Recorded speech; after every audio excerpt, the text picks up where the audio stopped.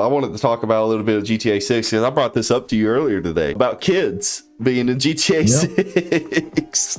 Okay, it's crazy. So no, it's just people have been sitting there looking in the trailer. You know, trailers came out. People are going to overanalyze it, and there's a screenshot. Apparently, this is the screenshot here where they see the kid, and they zoomed in. Right over here, it looks like a kid sitting next to an old woman. And so now this big old theory has come to where there's kids in GTA 6, and now there's also things saying that you'll be able to walk into schools as well. Yeah, there you go. You see, you're pulling it up right now. It looks like a kid. Crazy, doesn't it?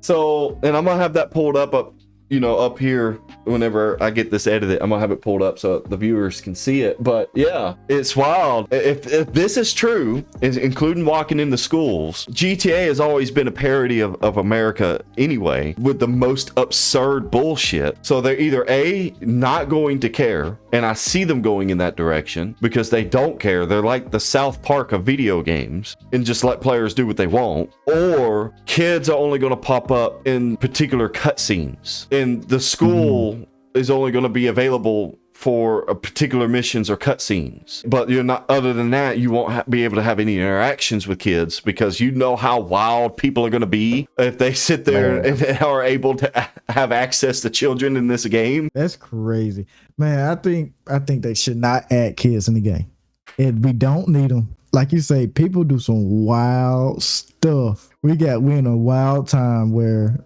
it's a lot of school shooters out here, and they add a school with kids up in it. They're just adding fuel to the fire, man. Yeah, it's like you're gonna get banned like everywhere. Like we were talking about earlier, you're gonna get banned everywhere. Can't make like videos or stream stuff like that. Yeah, states are literally is going to ban GTA because of that. Yeah, I mean, you don't be stupid because to add something like that. Every GTA game has been in the political sphere about trying to get it banned or regulate it and stuff like that. Every GTA game. And this would do it, man. This would definitely be banned in Texas. Texas do a lot of school shootings in the past. It's been the past couple of years. Yeah, it's a lot of shootings, period. Like, dude, they're gonna be playing that song too, if you know which one I'm talking about, with those edited videos and stuff. What song? What song? If they do add it, they gotta put it where they only be in one section, literally, and they gotta put a big ass dome around it and not let us shoot them or have guns around them. We can't even run them over. Like we try to run them over, it's a brick wall, like the stop signs in GTA 5. Pumped Up Kicks. Oh my goodness, Pumped Up Kicks. You remember that song? I remember. Yeah, so that song is used in all the school shooting memes. That's the song. I don't know if you've heard it or not. That is the song that's used in every school shooting meme on TikTok and all that. And just imagine if kids are in GTA 6, it's gonna run rampant, and that song will be the song that's used in the memes. I imagine that's the reason why GTA 6 is taking so long to be on PC after it get released. You better believe mods are gonna come out for it. Mods gonna come out, like, even if they block it out, like put a dome around a kid and we can't have guns around them. Man, if they're gonna break through that barrier and on PC and make something to a way we can take out these, people.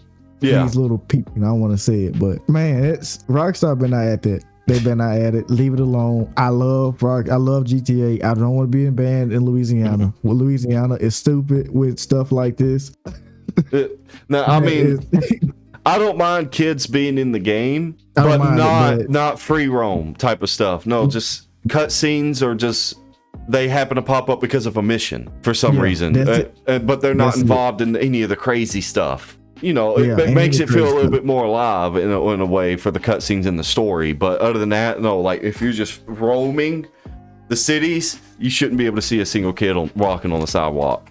You know how many lunatics we have in this world that play GTA? Plenty. Like they gonna see them kids walking on the side of the street, and they're gonna be extra points that day.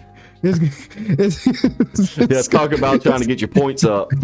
It's gonna go crazy, bro. We already talked about if you hit that person, that's 10 points, and in a wheelchair, that's 20. Oh, that's a kid.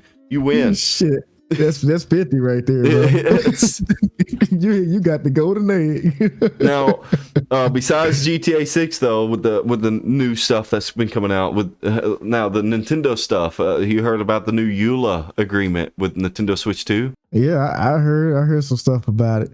Didn't I mention it to you before earlier? I don't remember. I don't know. We didn't talk about it earlier, but I did hear some stuff about it, and Nintendo is just doing some stupid stuff. No, they've become the Nazis of the gaming generation.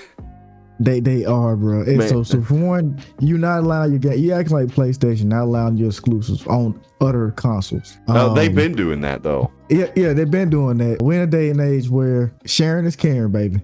Oh, You're gonna make your money regardless. You're gonna make it regardless, and it's Nintendo. Come on now, who not gonna buy it? But at the same time, ain't no way I should be able to go buy a Nintendo game and not have the rights over that game. You don't even have. Yeah. You don't. Like, it's the same thing with the console. You don't have rights over your physical console.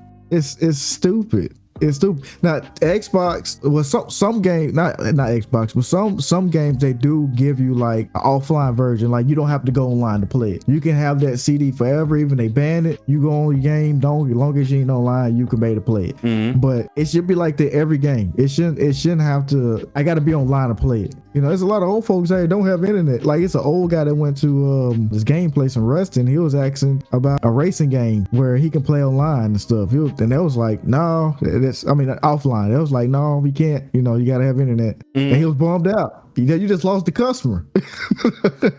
Probably the crew. Yeah, it probably was the crew. I think it was the crew or the other one, the other racing game. It wasn't Forza though. It wasn't Forza. Yeah, or Gran Turismo.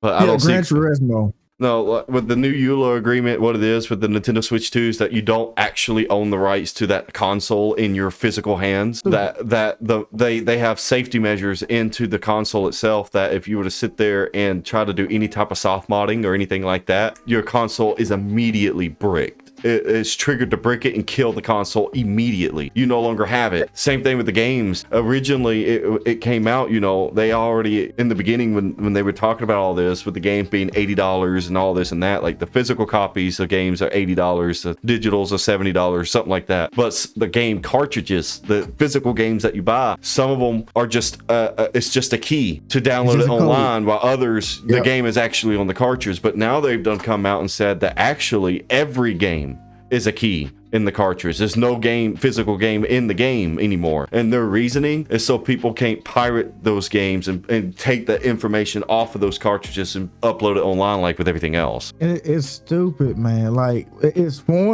my console. It's mine. I bought that. How much they are? What, $400, $500? $500 now, basically, yeah. Like this crazy, man. Like that it's mine. If I want to mod it, let me mod it, man. The thing is, it doesn't matter how hard Nintendo tries to sit there and fight against that. There's people out there that are going to break it. There's people out there that's going to find loopholes. There's people out there that's going to be able to do it. And I'm going to be one of those people because I'm completely against Nintendo's policies on this. And you know, I'm not for pirating or anything like that. The only two times I'm for pirating is either A, it's an extremely old game, or B, it's a game that I wish I could rebuy and play on modern stuff, but I can't rebuy it because Nintendo's really bad about it. Like Luigi's Mansion, for example. That's one game I would like to just be able to like remaster it. Let me rebuy it. But no, so I pirate it. And again, pirating is illegal and stuff like that, but I don't really care. If they're not going to work with me, I'm not going to work with them. But for Nintendo Switch 2 stuff, the Citrus came out for the Nintendo Switch, which is the emulator for it, and people were able to download Nintendo Switch games onto their PC and play them just fine. But I never did that, not a single time, because I have a Switch and I was okay with it. But with the Switch 2, nah, I don't agree with anything that Nintendo's doing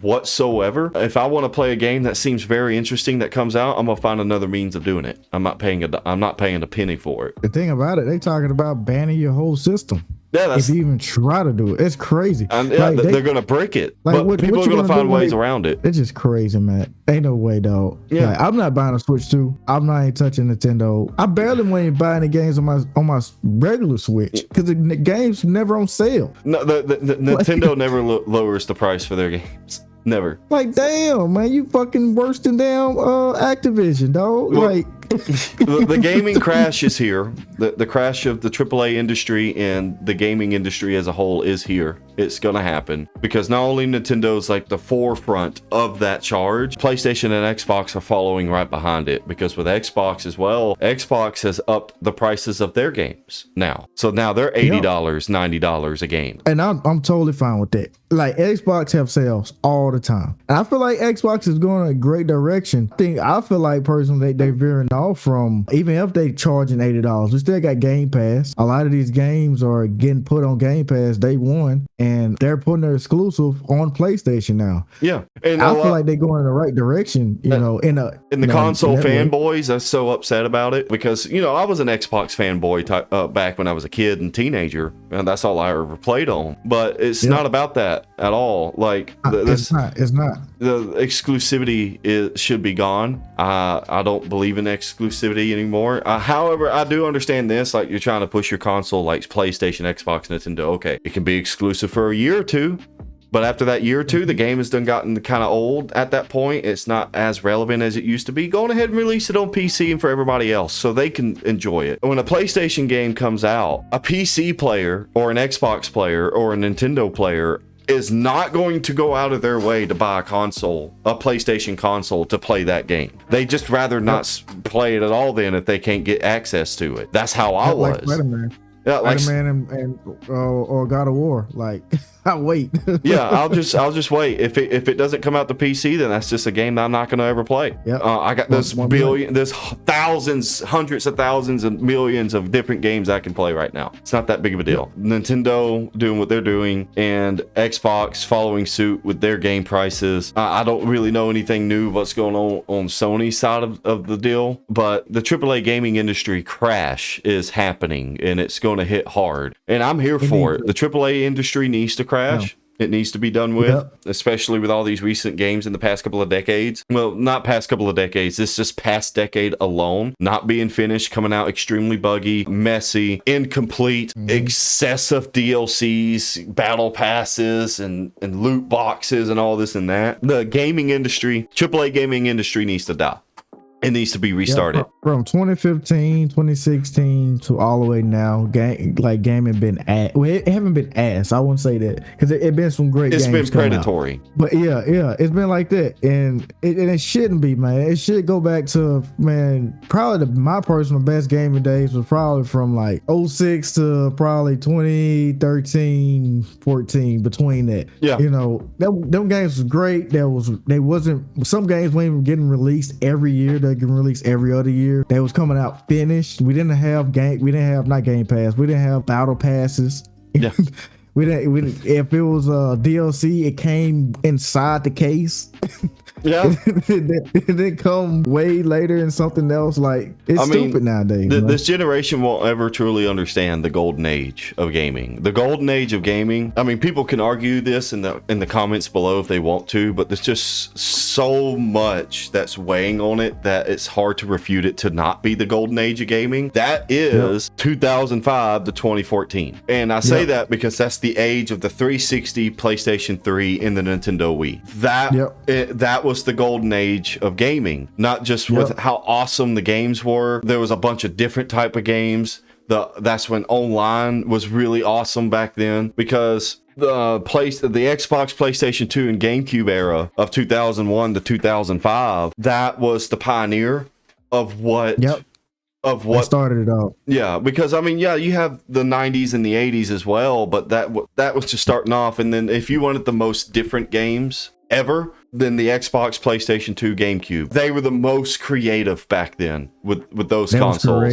And then with the 360, PlayStation 3, and the Nintendo Wii, the start, like 05 to about 08, it still had that creative push.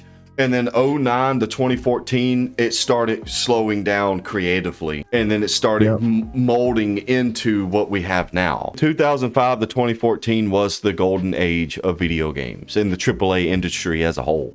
And this generation will never have that experience. Nope, they won't. They'll keep... And like you said, if it crashes, thank God. But they're gonna keep getting unfinished games. They're gonna keep getting battle passes. They're gonna keep getting DLCs that's $60 to $100. That's pretty much It's not even a DLC. They just add like Call of Duty like a few guns. and the indie developers and the AA developers, they're booming right now. Man, they booming, bro. They booming because bro. And people have, especially with this generation as well, with the kids that grew up with these amazing graphics and stuff, and then people even in our generation, they have lost sight of what gaming was supposed to be, because now all it's about is the graphics, and it's got to look like the most beautiful thing that you've ever seen. It's not about the gameplay anymore, it's about the graphics, and that's not what gaming was. The gaming was always foremost supposed to be about the gameplay and entertainment, not about the graphics, not about this hardcore story. Now, I love stories and I love the graphics, but when I play games, the gameplay and the entertainment that I get from that gameplay is what I'm looking for, more so than anything else. I don't need no massive open world battle passes or this huge ass progressive system and all this other stuff. I don't need live service games. Just give me a game. Like back then, if I bought a game, put it in my console, it was good. It was good. Pretty much. And it's not like that no more. Yeah, it's not. Also, like I say, we have some really great games this past decade, and even now as they coming out. Gaming ain't dead. If you say gaming dead, it's crazy. AAA gaming is dying, but gaming itself isn't. Gaming is dying. Gaming itself isn't. And for those people that only play 3 games: Madden, Call of Duty, and 2K. Yeah. You gotta spread your wings out, man. You gotta get to other games, dog. Like you're gonna hate gaming every day. You're gonna hate getting on your console and raging. You're gonna hate it. You're gonna think gaming is dead, and it's not. You just gotta go out, venture out on some games. Get a PC, a low cost PC or something, and just look at thousands of these games, these indie games that we have on here. You can still enjoy gaming. You just gotta broaden your category. You gotta get out there, man. I play all different types of genres all the time. You can't just play 3 games and say gaming is dead, bro. It ain't especially when those games are also copy and paste every year. It's copy and paste, bro. We gotta stick together, bro. They need one Madden game, one 2K game. They just need one, instead of releasing a brand new Madden because all it is the same game with an updated roster. Just update the game that already exists with the new roster. Keep the original rosters and just add in the new roster and keep it fresh and updated. That's all they gotta do. That's what I did for a long time. I had Madden 13 for like 5 or 6 years before I bought another Madden. I mean, there are people out there I've seen on YouTube that sit there and be playing like an old Madden game, and what they do, because they acknowledge that the new Madden games, every game is just a roster update. So they stick with the best Madden game out of the whole series, and all they do, because they have the create a team feature, they just update the rosters themselves. I've seen it on you. They spend hours updating the rosters themselves. Yeah, that was me at one point. Yeah, so I wouldn't buy another game. No, they just did it themselves. So, but I guess to end this, I'm gonna bring up, if there was one game and you could only pick one that you wish that could get a remaster or just be fully remade, what would you pick so that you could buy it today? Ooh, it definitely that I just love to death. I can always go back and play it. Definitely will be Dragon Ball Budokai Tenkaichi 3. Copy and paste. I know Sparking Zero came out. I know it came out and it's similar, but it's not what that game was when it came out, bro. I feel that. You could put hours up in it, and the mechanics was ahead of its time. The story was great, how they did it, fantastic. They just needed to tweak the tournaments and everything. But in that, I would rather get a remaster of that, update the roster and update the tournaments and everything, and make it online. I would rather have that than Sparking Zero. Sparking Zero still was good when it first released, but it's just not. It wasn't hitting the same. It wasn't. It's predominantly the updates that they keep doing to it. They're trying to make it more balanced when Budokai Tenkaichi wasn't supposed to be a balanced game. Sparking is not supposed to be a balanced fighting game. Like, if I'm playing Yamcha against fucking Broly, my ass should get devastated. You should. Ain't no way Yamcha should be whooping his ass just based off just regular keyboard. The only way Yamcha should win in that fight is if it's an extremely skilled player. Because there is a high learning curve. Sparking Zero, the Sparking games in general, because Budokai Tenkaichi is they're all sparking in Japan. The sparking games in general, they're the fighting games that you can pick up a controller and have a blast with it and not have to really learn much. It's not like Mortal Kombat or Street Fighter. You can pick up, play, and have a blast. Like Super Smash Brothers is like that. But they also have an extremely high learning curve too, where you can learn the deep sides of the mechanics and the combos and just be fucking devastating to anybody you play against. Yeah. For real, like I was raging out at you. Yajirobe. Sensu Bean, man. But also too, I know we gotta go. I know you gotta put yours in. 007 Nightfire. That's I would love a remaster of that. I would love it. Nightfire is great. Nightfire is great. Imagine those crispy graphics with just hours of fun, just either playing against each other or just the story in general. It just was great, all around great game. Yeah. Now, for me, you already know what I'm gonna say. You already know. That would be Chaos Theory. Yeah, Chaos Theory. Splinter Cell Chaos Theory. So, and you know this well, but for everybody else, it's like Splinter Cell is my favorite series ever. Like, I know there's Metal Gear Solid and all that as well, and I like Metal Gear Solid, but Splinter Cell is down to earth realistic when it comes to that stuff. If you've ever played all the Splinter Cells, I know you haven't, but for those who have, everybody can attest that Chaos Theory was the best Splinter Cell game that they ever made, and it was. And then if you wanted more of Chaos Theory, then you would play Splinter Cell Double Agent, not the 360 version, not the PC version. You would play Double Agent on the original Xbox, because the original that was during that period whenever cross-gen games, Call of Duty did it all the time, a bunch of other games did it all the time. They would make one version of this game for the previous generation and then the actual version of that game for the new generation, and they're two completely different games. So and Splinter Cell Double Agent is just like that, where the same because Splinter Cell is made by like 2 or 3 different developers. So Montreal made Splinter Cell Chaos Theory, if I'm correct on that, and they also made the original Xbox Splinter Cell Double Agent, while another developer made Splinter Cell Double Agent for the 360 and PlayStation 3. They are two completely different games. They have the same story, but they tell the story differently and they play differently. So if you wanted more Splinter Cell Chaos Theory back in the day, you would play Double Agent on the original Xbox, because it was pretty much exactly the same as Chaos Theory. It wasn't as great as Chaos Theory, but it was close. Now, its multiplayer was different. Double Agent's multiplayer was garbage. But I would want Chaos Theory to come back. It's my #1 favorite game of all time.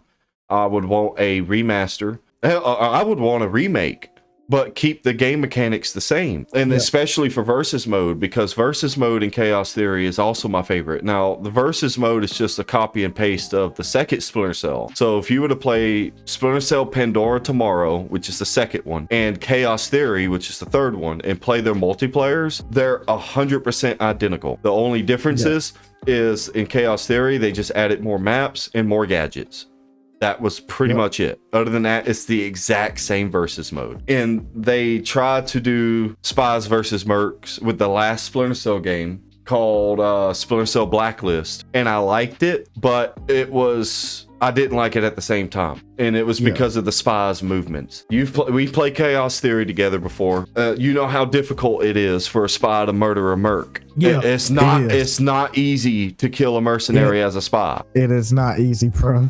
No. I haven't played it. But in Blacklist, it's easy. Because not only do the spies have guns now, so they can shoot at the mercenaries, but the movement mechanics in Blacklist are insane for the spies. All they got to do, you can literally sprint towards a mercenary in Blacklist and just push a button, he'll pull out a knife and slit his throat and just keep running.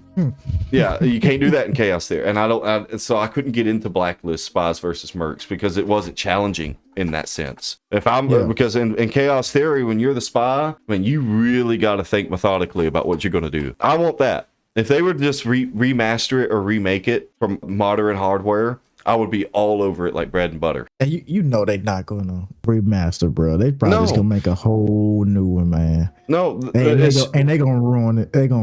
It's Ubisoft. That's why. It's And, Ubisoft. and there's talks right now of a Splinter Cell remake happening now for the first Splinter Cell. That and it's been rumored. We're gonna end this off here, I guess. I just wanted to bring it up real fast because I'm passionate about Splinter Cell. So the Splinter Cell remake, Toronto. So I want Montreal to do it. Toronto was the other developer. You got Ubisoft Montreal and Ubisoft Toronto. So Montreal did Chaos Theory. They know what they're doing. So apparently, according to this, at least from this short summary, Toronto is leading the development of the Splinter Cell remake. And the Splinter Cell remake is literally they're remaking the very first one. Now that I know Toronto's on it, I don't know how to feel about it because Toronto, they didn't make horrible Splinter Cell games. It just, Montreal set a standard with Chaos Theory and Toronto has not been able to meet that standard. Yeah, it's gonna be another Avatar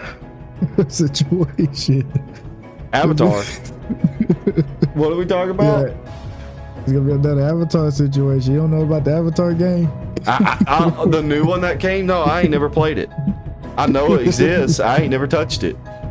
It sucks. It does? They should have canned that, bro. They should have canned it. It sucked bad. Probably the worst game ever released. Low key. Damn.